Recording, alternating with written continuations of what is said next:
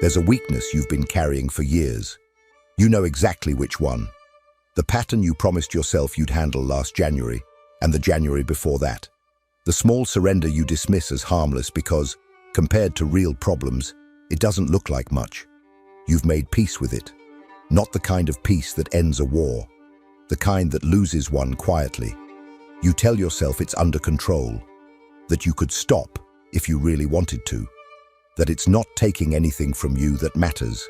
And every time you say that, something inside you almost believes it. Here's what you haven't been told. The weakness you tolerate is not sitting still. It's not waiting for you to deal with it. It's not frozen in place, unchanged, until the day you finally decide to act.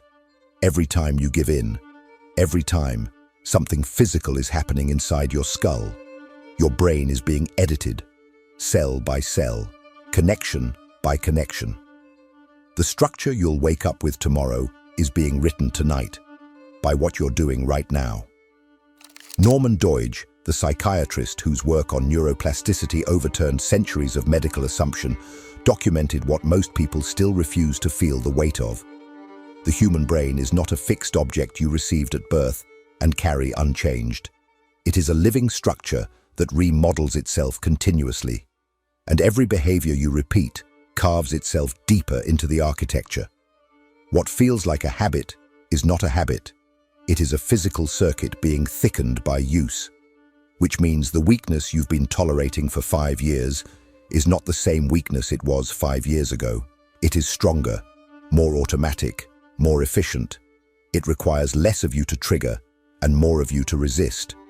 You didn't stay the same while ignoring it. You became someone increasingly built around it. This is the part nobody prepared you for. You thought you were managing something. You were rehearsing it. And the most disturbing detail in Doidge's research isn't that weakness strengthens. It's how silently it does so. There is no alarm, no burning sensation, no indicator that tonight's small surrender just deposited another layer of certainty into the circuit that will, in 6 months, feel impossible to break. The change is invisible in real time and undeniable in retrospect. That's why you keep losing the same battle. You're not losing to a habit. You're losing to a structure that you, yourself, have been building, without meaning to, without noticing, without ever choosing it out loud. What you're about to see is not a motivational argument.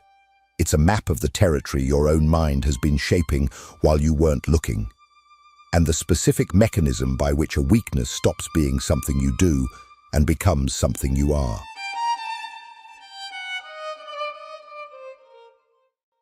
Stop calling it a weakness. That word is the first lie. It sounds like a verdict about your character. Something permanent. Something woven into who you are. Something you were born with and have to fight against forever. And as long as you frame it that way, you will keep losing to it because you're fighting the wrong enemy in the wrong place. You don't have a weakness. You have a circuit. In 1949, the psychologist Donald Hebb described something that Freud had already intuited 60 years earlier, and that Doidge would later place at the center of his work. When two neurons fire at the same time, they form a connection. When they fire together repeatedly, that connection strengthens. The neuroscientist Carl Jung compressed it into 6 words that have become the most important sentence in modern brain science. Neurons that fire together, wire together. Read it again, slowly. Every time you've given into that pattern, a specific group of neurons fired in a specific sequence. And because they fired together, they wired together. A little more each time. What you call my weakness is the physical result of that wiring. It is not a flaw in your soul. It is a pathway in your brain, etched by your own repetition. This is not a softening of the truth. It is a sharpening of it. Because if weakness is character, there's nothing to do except hate yourself for having it. But if weakness is circuitry, something becomes possible that moral framing never allowed. It can be unbuilt, not through shame, not through promises, through the same mechanism that built it, only pointed the other way. Doidge's entire body of work is the proof of this. Stroke victims reclaiming speech, the field had declared permanently lost. Obsessive patterns of decades dissolving. Lifelong compulsions rewritten. None of it happened through insight alone. None of it happened because someone finally understood, intellectually, that they should change. It happened because the circuit was restructured through repetition, which means the problem was never that you didn't understand your weakness well enough. You've analyzed it. You've journaled about it. You've told 3 therapists and 2 friends. You understand it with surgical clarity. And nothing changed. Because understanding does not rewire. Only repetition rewires. You can see the circuit from every angle, and it will still fire tomorrow. Because neurons don't respond to insight. They respond to use. This is the shift Doidge forces on you. And it's merciless in both directions. You are not a fixed character trapped in weakness. You are a pattern being physically built. Every surrender is construction. Every refusal is demolition. There is no third option. So the real question is no longer why you are this way. The real question is why the circuit keeps winning. Why, even after you see it clearly, even after you swear this time will be different, the old pattern still takes you. That answer is where most people stop thinking, and where Doidge's work becomes impossible to ignore. If this content is making sense to you, click the subscribe button and subscribe to the channel. Thank you for your support.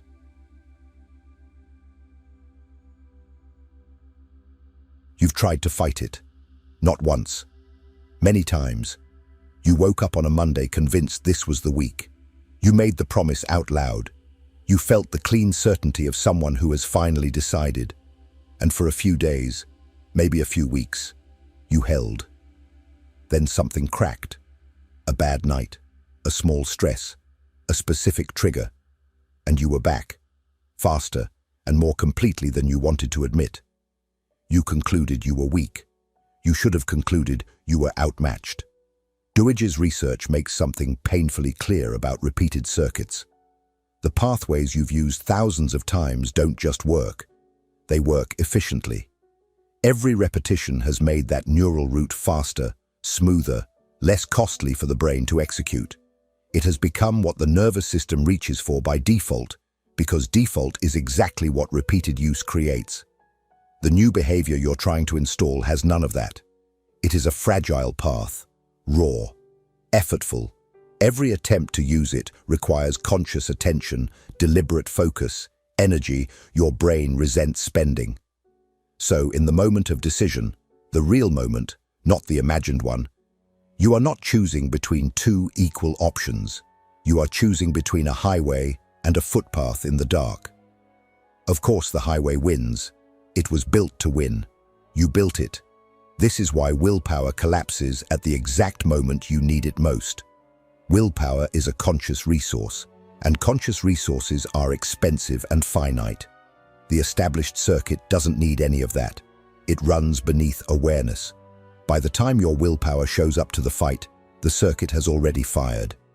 Doidge uses a phrase that sits at the center of his work. The brain is use it or lose it. Whatever you practice becomes easier. Whatever you stop practicing fades. But there's a darker half of that principle most people never sit with. The circuit doesn't care what it's making easy. It doesn't distinguish between a skill that elevates you and a behavior that's hollowing you out. It strengthens both with exactly the same mechanism. Read that carefully. The neurological machinery that lets a pianist's fingers move without thought is the same machinery that lets your weakness trigger without thought. Same wiring, same efficiency, same silent automation. The brain is morally blind. It only knows repetition. This is why shame is such a useless weapon here. You can despise the pattern. You can hate yourself after every slip. None of that touches the circuit. Neurons don't feel guilt. They feel use. And this is the part that finally explains the years of failure. You weren't failing because you lacked character. You were failing because you kept showing up to a neurological fight armed with conscious intention. And conscious intention is the slowest thing in your brain. The circuit was faster than your resolve every single time. It had to be. You trained it to be. So the question stops being how to fight harder. The question becomes how the circuit got built this strong in the first place, and why Doidge called this the most dangerous discovery in his entire field.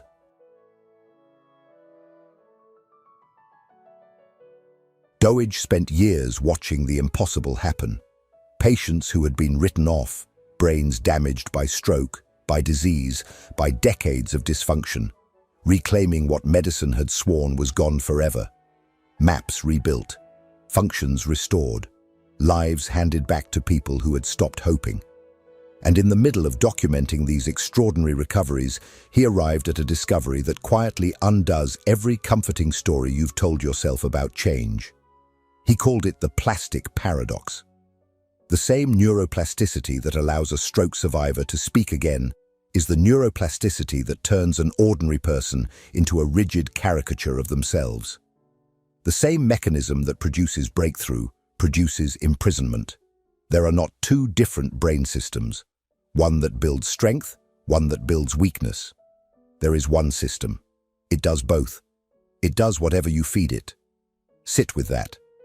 The machinery inside your skull that could, in theory, rebuild you from the ground up is the exact machinery currently cementing the pattern you wish you didn't have. Your capacity for transformation and your capacity for rigidity are not opposites.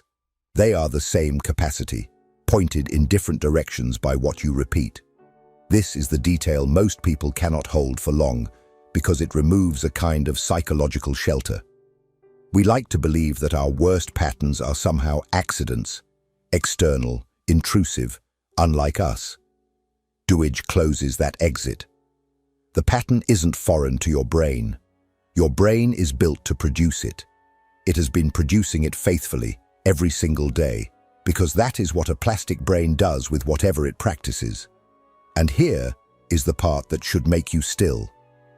Doidge observed that people who live most of their lives in unvaried repetition, the same reactions, the same avoidances, the same small surrenders, do not stay flexible.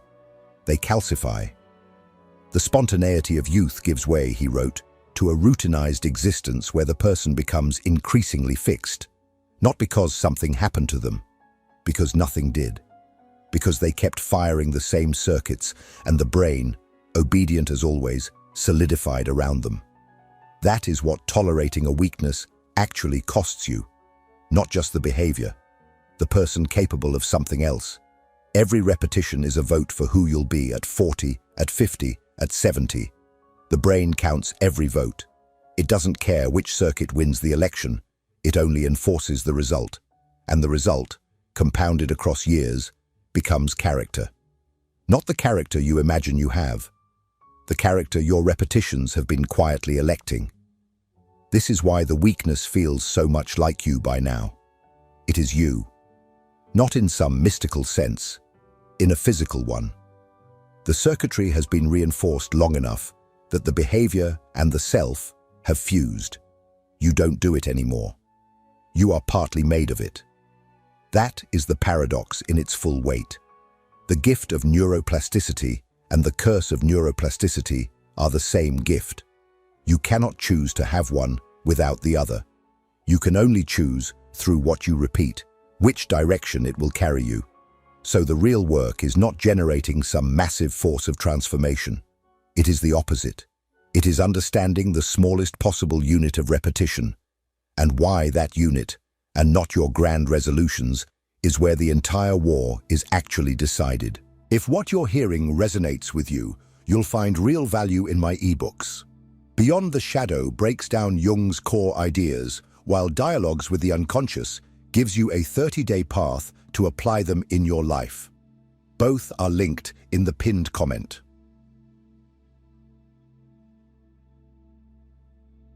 You've been waiting for the wrong thing. You've been waiting for the week you finally have energy, the month you finally have time, the version of yourself disciplined enough to execute a complete transformation.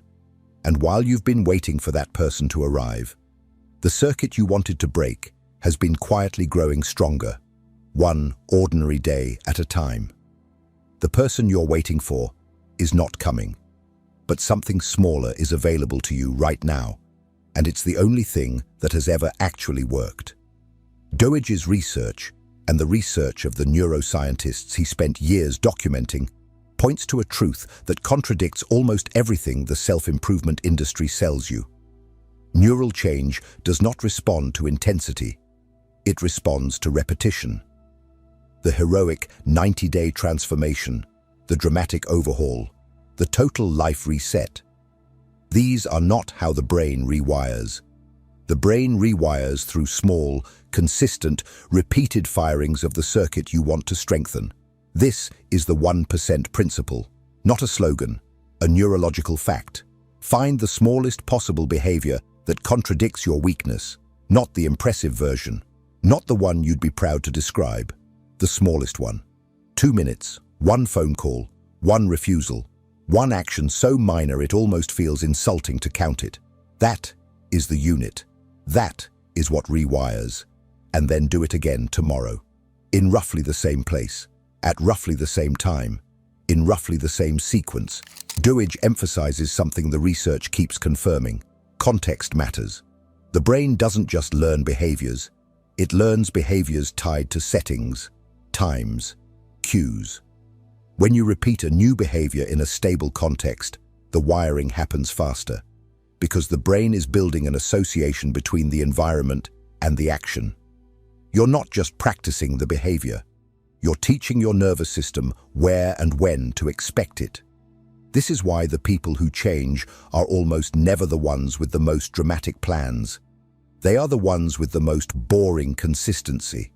The ones doing something absurdly small, every day, in the same corner of the same room, while everyone around them waits for motivation that never arrives. Consistency outperforms intensity because the brain is not impressed by your effort. It is shaped by your frequency. And here is the part that will bother you if you let it land. The 1% you do tomorrow will not feel like it matters. It won't produce a visible result. It won't generate the emotional payoff you want. You will finish it and feel almost nothing. That flatness is not failure. It is exactly what neural rewiring feels like from the inside. The work is happening underneath awareness, in a layer you cannot sense. Most people quit here, not because the method doesn't work, because it doesn't feel like it's working.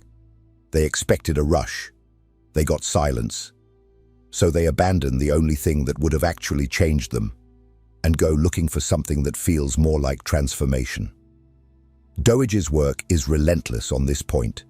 Change is invisible in real time and undeniable in retrospect. Trust the process, not the sensation. But practicing the opposite circuit is only half of what rewires you. There is a second half, and it is the one most people never think about.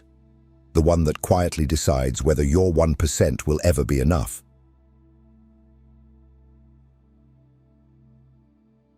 Here is what almost nobody tells you about rewiring a brain. You could do the 1% every day, perfectly, in the same place, at the same time, with the discipline of a monk, and still lose, if you keep feeding the circuit on the other side. Because neuroplasticity is not just constructive, it is competitive. Doidge keeps returning to this in his work, and it is the half of the story most people skip past because it doesn't feel as inspiring as building something new. The brain's real estate is limited. Circuits compete for it. When one circuit is used heavily, it expands. When another is used less, it contracts. And over time, it releases its territory to whatever is getting practiced instead. Neurons that fire together wire together. But neurons that fire apart wire apart. This changes what you thought you were doing every time you gave in just once. You weren't relaxing. You weren't taking a break. You weren't having a harmless slip. You were depositing a vote in the circuit you claim you want to kill. You were keeping its territory occupied. You were making sure that when tomorrow's decision arrived, the old pathway was still the dominant one. There is no such thing as a neutral surrender. The brain does not have a setting for "this time doesn't count." This is the part that rearranges how you think about the small indulgences you've been protecting, the ones you defended with phrases like, "It's not that bad," "I've earned it," "just this once." Those phrases describe how you feel about the behavior. They describe nothing about what the behavior is doing to your neural architecture. Your feelings are not informed about the war. The circuit is winning it quietly, below language. Doidge's framing forces a harder question on you. It is not enough to ask what you want to build. You also have to ask what you are willing to stop feeding. And this is where most attempts at change quietly collapse. People pick up the new behavior with enthusiasm. They download the app. They start the routine. But they refuse to starve the old circuit. They want the new life and the old comfort at the same time. So they practice the new circuit while continuing to reinforce the one it's supposed to replace. And then they are mystified that nothing changes. Nothing changes because the brain is doing exactly what it was asked to do. It is maintaining both circuits. You trained it to. The principle is brutal in its simplicity. What you stop using weakens. What you keep using wins.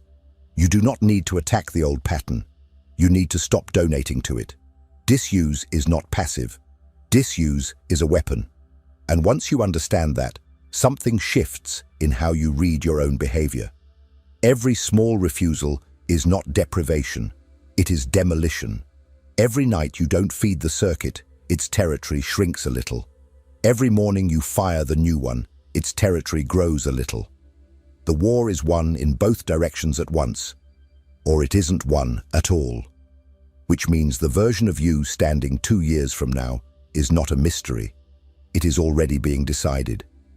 And the next part is about the person your repetitions are quietly electing, whether you were paying attention or not.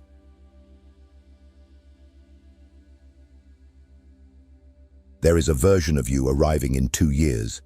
You don't get to vote on whether that version shows up. You only get to vote on who it is. And you are voting right now.